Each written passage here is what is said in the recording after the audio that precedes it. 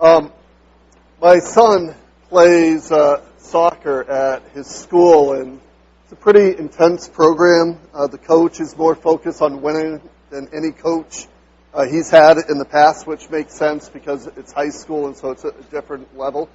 And so he is, and all of his team, I think, are more physically fit than I have ever been. They're always running, always working, always training, always preparing. So his team on Friday was their last practice of the season, so the team said, we're going to go out together to eat. So they went over to Dover, to Five Guys, and the comment Ethan made on the way home after all of that was, I feel horrible. I just feel like everything is leaking out of every part of me, and it's just not good. And so he came home, and you can guess, maybe, if you know Ethan, what he did. He went over to our little fruit bowl that we have and chowed down an apple and a banana to kind of reset his system. And I don't know if there's a week that some fruit is more tasty than this week. I would love to share this little fruit salad with all of you.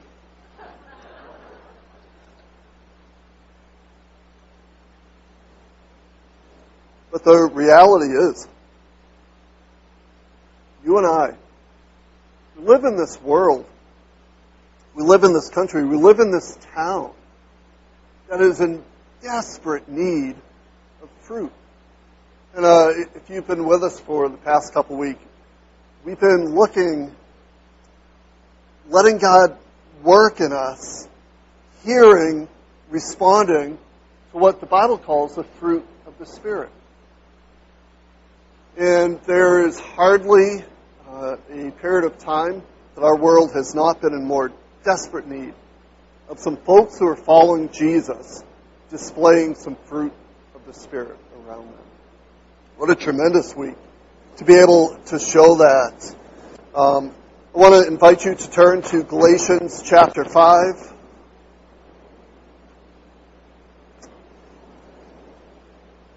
Last week, we just talked about probably this idea is maybe the best way to picture what Paul is talking about, that it's a whole lot of different fruit that he's speaking about, but it's one fruit of the Spirit.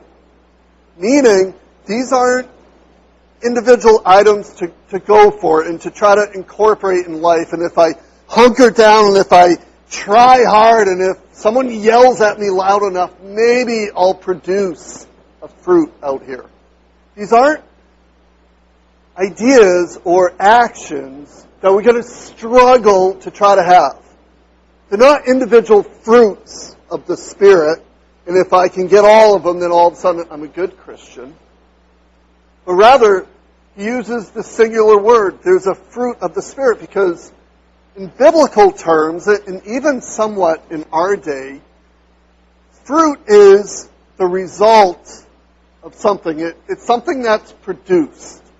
And so, it's kind of archaic language, but we still kind of hear the fruit of our womb. We certainly hear that biblically, meaning the offspring. It's what people are producing. It's the generations behind us. The fruit of our labor, that's a phrase that we hear. It's the result. It's that which is produced by my labor. The fruit of my labor could be a paycheck. It could be a building. It could be some electronic board in a fighter jet that's protecting a pilot. The fruit of our labor is another example. Fruit is the result. It's the thing that's produced. Which is why Paul is talking about the fruit of the Spirit not as things to try to do and fight for and try to struggle to incorporate in life, but rather the simple results of walking with the Spirit. That's what he's describing in Galatians 5. Walking in the Spirit, which is living by faith in the Son of God, it's opening our Bibles and humbly responding to what God is speaking and repenting of sin in our life and embracing the promises of God and struggling through some of the things we don't understand. And it's on our knees or on our couch, just praying and asking God to guide us and worshiping Him for who He is. It's that relational walk through life, whether it's a Veterans Day, whether it's an election, whether it's the first day of school, whether it's another boring day at the job, whether it's an exciting vacation, that through all of life, you and I would live by the Spirit. That we'd be going somewhere, and that Jesus would be guiding us. And as we embrace that life through faith in Christ, there's certain results that begin happening in our life. The first one is that our hearts begin to respond to that good news gospel message that the Son of God has come, He's died for us, and He rose again to conquer death. And in that message, God breathes life into us, and we begin to respond like, could that really be the case? Would God give His only... He died for my sins. He rose in His victory, and there's hope, and something happens inside of us that stirs, that ultimately results in a wonderful moment in the heavens where we begin following Jesus, and it's represented in baptism. And Paul says, as we make that turn, there's certain things in life that we leave behind. In other places, he talks about crucifying them. That old selfish way of living, where the things I want dictate what I'm going to do, those things begin dying behind me so I can open up to what the Spirit's doing in my life. And this is what he's describing. This is the result of walking in the Spirit. Galatians chapter 5. Life is changed. People begin to respond. Paul is writing to a specific group of people who have faces and stories and jobs and families. He's not writing to a faceless group out there, but rather a collection of new believers who are in a city called Galatia, really no different than a little town of Barrington that has a church gathered. And Paul is writing them a letter because something awful has happened. Paul has gone, he's seen what God has done to change their lives. And they're accepting the gospel, and they're flourishing, and they're loving Jesus and loving others, and beginning to transform a little city. And then some folks come along and say, that's all fine and good. I guess I'm happy that you're happy, but really, if you want to be accepted by God, if you want to be saved, you've really got to do the circumcision thing. There's certain requirements God has. Jesus is good, but He's not good enough. You've got to follow the law. And if you really want to be a good Christian, you follow the law, and then you get other people to. And this little happy, thriving church begins to argue like, well, is that true? Can I just trust what Jesus has done, or are there certain things I need to do externally to follow Jesus? And Paul, all throughout Galatians, has been arguing passionately, Jesus is enough. Jesus is enough. Because if you walk with Jesus, walk by His Spirit, I want you to know the fruit that results. It's why it's enough, because Jesus transforms our lives in a way the law never could. All right? Galatians chapter 5. In fact, in verse 14, a little earlier than where we're going to be, Paul summarizes everything the Old Testament was trying to get across through its laws. He says the law is summed up in a single command. Love your neighbor as yourself. I can't remember all 600-something laws in the Old Testament, right? Do you have a tough time remembering that one? Love your neighbor as yourself. Here's what I don't have. I don't have a tough time remembering that. That's a pretty good summary. Thank you, Paul. I'm now an Old Testament scholar. Love your neighbor as yourself. The entire law is summed up in that statement. But my challenge, like your challenge, is to live it, right? To express it, to be obedient to it, to love my neighbor as myself. So last week, we saw the first couple fruit of the Spirit down in verse 22. But the fruit of the Spirit is love, joy, peace. All right. We're going to do something a little risky. I don't know how this is going to go. We talked, I just feel that, truthfully, like God met me last Sunday in a way I needed to be met, which is this weird sensation to be preaching at the very same time that like God is doing work in me. I get the special privilege of hanging out in some of these passages for much longer than you. So the stuff that sometimes you feel on a Sunday, oftentimes it is the stuff God has been working on me for a long time in the week. And I needed to be reminded that the fruit that God produces in my life is love, joy, and peace this week. And what I want to do is I'm going to take a risk and say, I think God met some of you to remind us that the fruit is love, joy, peace. In a week that we really needed those fruit. I want to open it up to a testimony, story of where you saw in your life, or maybe in the life of another, love, joy, and peace. You ready for that? I don't know if this is going to bomb. If it's quiet, it's all right. We'll move on. If not, we'll all be blessed by testimony. So here it is. Anyone have a story of love, joy, and peace being evidenced in their life or in the life of another? So I want to just kind of give a little testimony kind of from you all. I spend usually one day a week at the post office. And so I've just gotten to know the workers. And you hear me share some stories coming out of the post office. But you all were able, in a very simple, tangible way, to bless some people at the post office with a bunch of donuts and some coffee this week from our church. And to be able to drop that gift in at the end of a really tough cycle for those folks, right on the verge of another really tough cycle coming up for them, was such a great blessing to be able to do something simple. Fruit salad, the fruit of the Spirit, there's never a time that it's not refreshing. There's never a time that I've been like, I don't know if this is a good time to love.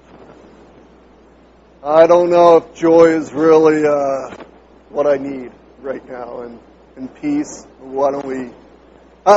let's put off peace till some other time. I want something other than peace. When we offer the gift that God has already given us to others, it's always a delight. It's always a delight for others. All right. Love, joy, peace. Today we get 3, which is really 2 of them. 2 of these, I could nitpick the difference between them, but we'll lump them together. The next 3, but the fruit of the Spirit is love, joy, peace, patience, and then kindness and goodness. They're synonyms. They're essentially displaying the same kind of heart, kindness and goodness. And I think that the reason I can say that is this is not an exhaustive list. If you notice, hope is not here. Key characteristics that Paul is not listing here, because he's not saying these items are the only things that the Spirit produces in your life. He's just giving us a little sampling. That these are the kinds of things that happen in someone's life when they start walking with the Spirit. So we're going to look at 2 today. First one is patience. There's another word for patience that I like a little better, because patience is weak to me. So We have the little phrase in our Christian circles, whatever you pray for, don't pray for patience, right? Almost like it's a lighthearted, like silly, I don't want to learn to be patient kind of thing. The word that some translations use that has, I think that the kick to it is long suffering. It's probably a more appropriate translation anyway. Long suffering is what patience is. And that has a different feel. All of a sudden, it's a little intimidating to be long suffering with someone. In fact, this is how it's used in Romans. What if God, choosing to show his wrath and make his power known, bore with great patience, great long suffering, the objects of his wrath, prepared for destruction? Meaning, this isn't a weak, little, funny, patient thing in life. This is what God has done with those of us who have offended him greatly. He's been patient. He's been long-suffering with many of us for a long time. The actual definition is a state of emotional calm in the face of provocation or misfortune and without complaint or irritation. Let me read that one again. It's a state of emotional calm. I'm not super fired up. I might be passionate. I might be engaged. I might be offended. I might be angry. I might be happy. But I am not super fired up. It's a state of emotional calm in the face of provocation. Someone's poking. Someone's trying to lead you on. In the face of provocation or misfortune, and without comments on the bottom of the page. Without complaint, without irritation. Because walking in the Spirit, it blows up our perspective. Walking in the Spirit blows up our perspective because God takes you and I out of that momentary need to be satisfied. Right? Because when we live in the moment, when this is what matters, when this is all I see, and someone comes and interrupts it, someone comes and says something, someone comes and disrupts my journey to satisfaction on something, if this is the only moment I have, I am not emotionally calm. Right? We get fired up. We get angry. We want revenge. We're going to share something. We'll gossip. Whatever it takes to get to where we need to go. If this is our one little moment. But as we walk in the Spirit, a much different perspective on the whole thing. I had a flashback this week. So, I remember when I was young, just beginning, like in that dating phase, I remember sitting at my kitchen table. We had a phone that was on a wall with a little squiggly wire coming off it, attached to the wall itself. In fact, we convinced my parents to get a really long, squiggly wire off that so we could go down the hallway, go into another room, and close the door while still on the phone. I don't mind being told it. It's all good. But I remember sitting by the kitchen table, hoping, eager, that thing was going to ring, and that a certain young girl would be on the other end of it. And I remember, like, a whole afternoon pretending to do homework and pretending to be engaged, but at the end of the day, I'm just like, I just want the phone to ring. I just want the phone to ring. Do any of you, right now, send a text and then just watch your phone? Maybe. Sherry's the only honest one in here. Right? Because we have that same kind of sense that I just sent something, Yes, ding, there it is. It's back. So much of our life is in the moment right now. In fact, many of us live in our marriages this way. That we lose sight of the longevity, we lose sight of this eternity future in our marriages, and it devolves into the right now, the this moment. And we get so angry. Some of us have gotten to the point living in these moments time after time after time that we're throwing our hands up and saying, I don't know if this thing is going to go anywhere. God, by His Spirit, blows us up out of these moments that this is the only thing that matters right now into a much different perspective. Through patience. Through long suffering. If any of you had any Facebook battles this past week, if any of you had the moment of saying, you know what, I'm going dark on Facebook for a period of time. If any of you had any of those moments, you're reacting to this.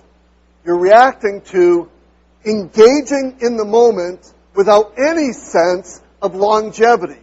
Because Facebook, the only thing it can do is give you a momentary glimpse of something. It's a picture. It's a statement. But there's no long-term perspective of, and I love you. And I'm walking this journey with you. And when all we have are the moments, rarely does anything healthy come out of it. But I will guarantee you, wherever you are, whether it's on the political spectrum, economic spectrum, social spectrum, wherever you are, when you walk with someone over a long period of time, those particular differences don't get you energized and angry, but rather you have a much deeper sense of love. Because you have a different perspective. You become long-suffering. And for those of you who follow Jesus, and maybe have a spouse who doesn't follow Jesus, I want to tell you this. You are a gift to your unbelieving spouse. Because you bring a perspective into the marriage that is so healthy.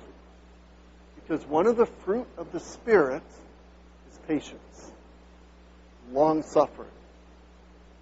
I'm not going to center down and hunker down in this moment. Because I've got tomorrow in mind. And I've got 10 years from now in mind. And ultimately, God has placed eternity in my heart, and it's erupted through the resurrection of Jesus, that I'm looking even past this life into the life to come. To walk faithfully with the Lord. To be long-suffering. To love you. To know you. Spirit gives a much longer view. In fact, patience itself needs time, right? I mean, just kind of by definition, if you just process, the definition of patience has some element of time to it. You can't be patient in a moment. Like, that's not a thing. You need time to work out patience. You need time to work out long suffering. And the Spirit gives us a much longer view. Because in Jesus, the moments that you and I live are set within the unfolding story of God loving His people from eternity past to eternity future. And when I'm dropped into that story, and I'm just this little piece of it, the moment becomes much bigger. The opportunities become much longer. And my view expands exponentially. That I can suffer this wound. I can offer forgiveness for this hurt. I can be patient without demanding what I need in this moment. Because God's story of which I'm a part is moving on. In fact, Hebrews 12. Listen to this passage. Therefore, since we are surrounded by such a great cloud of witnesses, Let us throw off everything that hinders and the sin that so easily entangles. And let us run with perseverance the race marked out for us. Let us fix our eyes on Jesus, the author and the perfecter of our faith, who, for the joy set before him, meaning Jesus had this joy out there that he saw. Jesus had this opportunity out there that he knew was coming. Jesus had this vision that the moment right now was not the only thing that mattered, but that the Father had some joy. And because he saw this joy, he endured the cross, scorning its shame.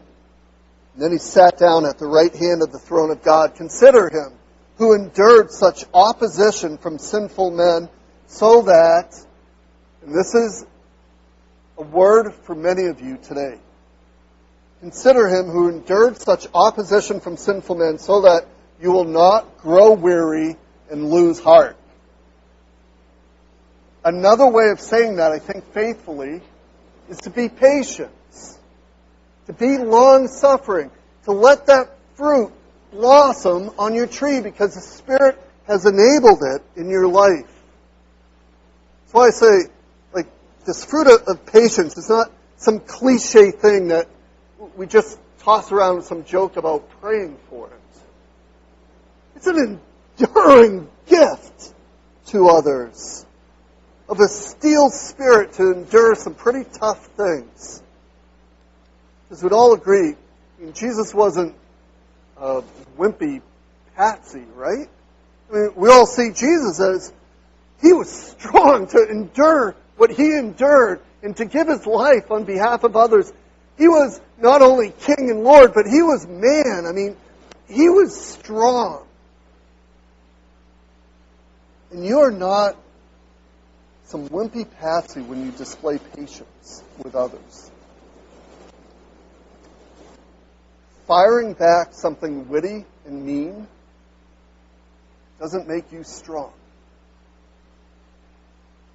Getting yours when someone just got theirs doesn't move you up in any sense. Patience, suffering, looks a whole lot more like Jesus.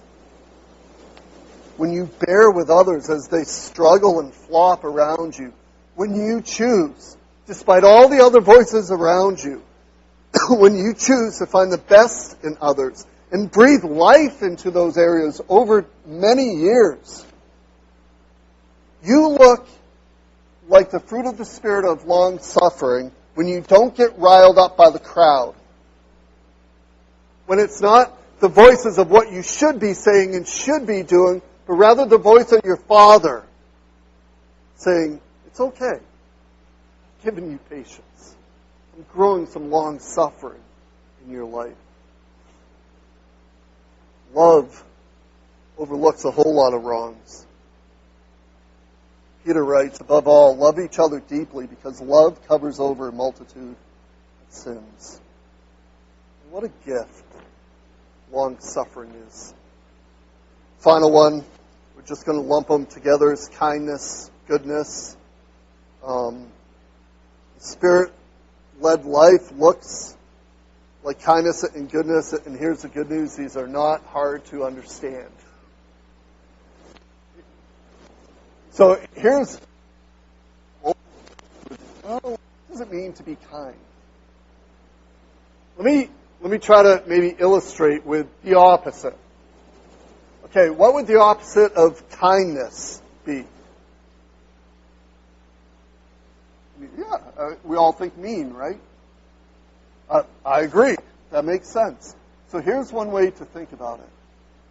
If you are saying mean things to others, you're not evidencing the fruit of the Spirit. If you're being mean to others, we're not evidencing the fruit of kindness and goodness. Goodness has the sense of generosity kind of attached to it, where it's not only kind, but it's a kind giver. A kind giver.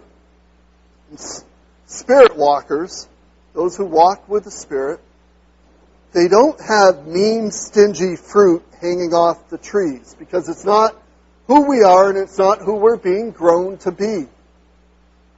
We see people differently. FCCB, one reason I stay off social media is because I think I would be a military God cop on there. And you wouldn't enjoy it, and I wouldn't enjoy it. So I've just made the decision, you know what? I have enough relationships, like here. I'm a pretty introverted kind of guy. I don't need a ton of friendships to like make my gears move. Just a couple are good for me.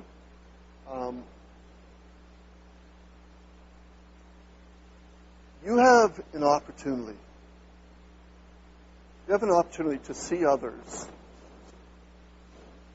that reflects the way your Father sees them. Now, I'm going to say a statement that some of you may take offense to. I don't care who you voted for in this election. You, because you love Jesus, and because you're walking in the Spirit, are to be kind and good. And we see each other through the cross of Christ, period. Period. In social media, you can't do that.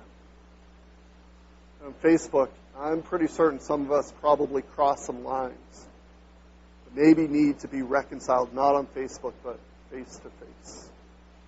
And if that resonates with you, if I've got my finger on a pulse maybe that is true, I want to encourage you, go and reconcile with your sister. Go and reconcile with your brother. And express the fruit of the Spirit of kindness and goodness to them. Because you love them. I know you do. God gives us a perspective that I should be able to hear the story of Nikki's friend who's crying. I ought to be able to hear that story out of compassion and kindness. And I ought to be able to hear the excitement of someone else out of compassion and goodness because I love them. I love them. Don't let the little barbs that may have happened this week be brushed under the rug. Don't do that. Express your kindness and goodness if you need to do that this week. Love, joy, peace, patience, kindness, goodness. It's the fruit of the Spirit. We want to end like this. The fruit of the Spirit. Have you guys seen... I haven't seen one of these bumper stickers in a long time. They're probably old now. Have you seen the bumper stickers, let go, let God? All right, so that's not totally unfamiliar. I hate those. I'm sorry if you have one on your car.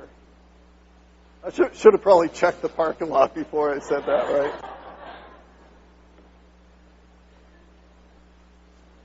right? In this sense, it's very easy to take the fruit of the Spirit and just kind of have the mental notion of, oh, that's awesome. I'll just kind of sit back, let go, let God, the fruit's going to come, and this is going to be great, right? Christian, I was just telling someone this morning that marriage is not for the faint of heart. Yeah. No, you're not supposed to move when I say that. Just stand still. Marriage is not for the faint of heart because it's hard work to give up yourself. It is hard work to be selfless and as a man to give my life for a wife I love but doesn't always deserve it. Right? Because I'm not a man who always deserves her submission. And so we wrestle and we struggle and there's tension and forgiveness and communication and hurt and joy. It's all of it. It's just not for the faint-hearted. Following Jesus, it's not for the faint-hearted. It is not easy to give your life up and to trust in faith a God you've never seen, other than what you know about Jesus, whom you also have never seen, through the Word and through evidence of His Spirit around you, and to be able to get over hurdles, to say, it's hard to invite someone over because I hurt them this week. But out of love for Jesus and what the Spirit is doing in my life, I'm going to make that. That is not let go, let God. That is, God is doing something in me, and I'm willing to partner and to sweat and to give my all to see it come out in my life. Right? You get that? God does this thing. But we are very engaged in the process with Him. It's not an easy thing. But I started with the idea that fruit, there are times in life that it's just so refreshing. I promise you, if you take that step, if that's something you need to do this week, whoever you offer that fruit to, it's going to be an utter delight. And enjoy it so much. And I promise you what will happen, friends, I'm going to offer you a fruit too. And you'll sit and share a meal of the Spirit together.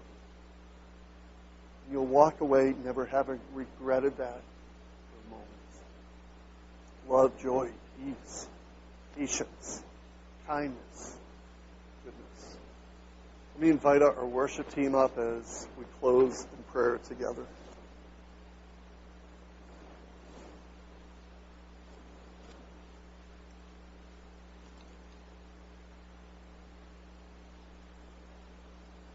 Father, thank you. Thank you for your perspective on my life. I can't imagine what life would have been like if you were not long-suffering. I can't imagine how horrible life would be, God, if you weren't patient. But you are. Lord, I pray that our patience, our long-suffering, our kindness, our goodness might flourish this week. Lord, I pray for us corporately as a church and individually as followers of you. Lord, may you grow your fruit. May you see your people pruning and striving to see it come. Lord, I thank you that you are a God who reigns on high and that you are a God who's in love with us. Lord, help us to love you more. Increase our faith. Increase our obedience, we ask in the name of Jesus.